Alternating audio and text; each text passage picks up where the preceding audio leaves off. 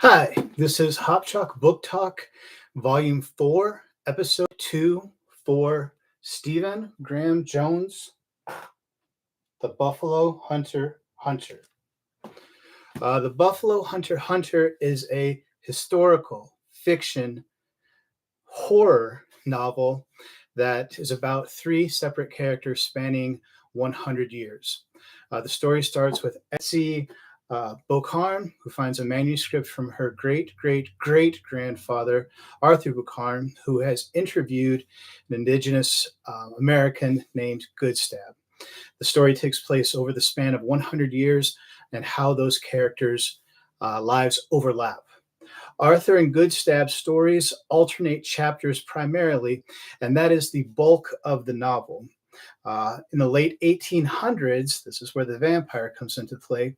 Goodstab ingests a drop of blood from the Catman, which is later revealed to be a vampire, which in turn turns Goodstab into one.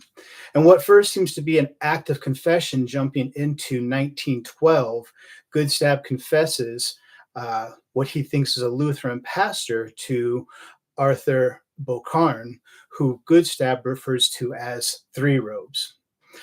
Three Robes records all of these interviews and encounters, and that manuscript is eventually hidden and found 100 years later by Etsy Bocarn, his great-great-great-granddaughter, in the year 2012.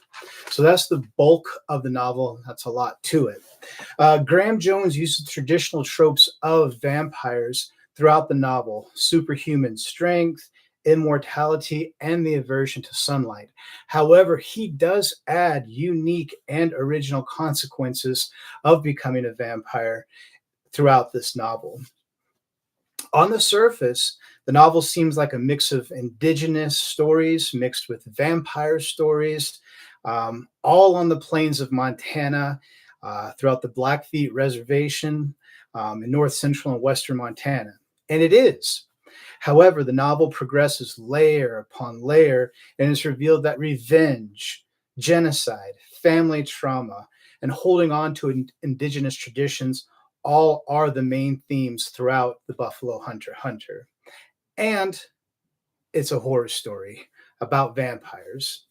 Published in 2005, the book is 435 pages, including the acknowledgments, which I highly recommend that you read. With an approximate Lexile level of about 1,000 to 1,300, this is age appropriate for high-level reading juniors and seniors, even lower-level college. The syntax of the two primary characters, Three Robes and Goodstab, reflect the syntax of the late 1800s and early 1900s. In terms of Three Robes, think of the vernacular of Nathaniel Hawthorne, Henry David Thoreau. Goodstab's indigenous language forces the reader to use context clues to his language, such as referring to the backbone of the Rocky Mountain Front or Glacier Park, or long legs for deer. In any case, have your phone handy for looking up words, looking up historical references, but have that handy with you. Etsy is the only character who uses profanity throughout the novel, but her time frame is set in 2013. The horror scenes, are meant to be just that. They're graphic vampire horror scenes, which Jones is known for as a horror writer. As stated before, the book has a lot of themes, and these themes are deliberately revealed very slowly. It is very much a slow burn. This is the first book that I personally had to use an audiobook as a resource, and I don't feel bad about it at all. It was an incredible resource, and it was worth it. The payoff of the novel is strong, and it is masterful. So why this particular novel? Well, at the time of the recording, it's about 2 weeks from Halloween, so I wanted to put out a good horror Halloween novel. At the same time, November marks the start of the National American Indian Month, and this book definitely falls into that category of contextual and historical fiction for American Indians.